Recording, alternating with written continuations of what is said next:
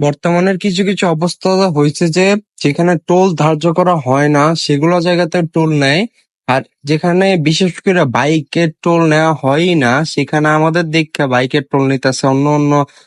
Auto টোটো এসবের toll নিত। আর আমার ফ্রেন্ডের বাসা টুকে, তাও টুকের এই ব্রিজ থেকে নামার সময় সে সবসময় আসা যাওয়া করে, তার টোল নেয় না, কিন্তু আজকে আমাদের একসাথে অনেককে দেখছে তাই দেখি টোল নিলে, এটা একদম ঠিক কাজ না।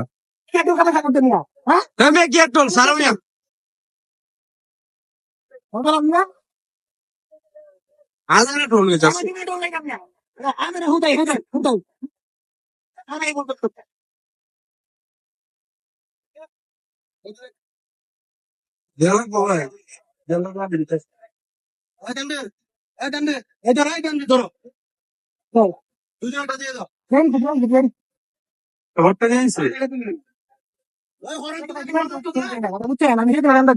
ঠিক আছে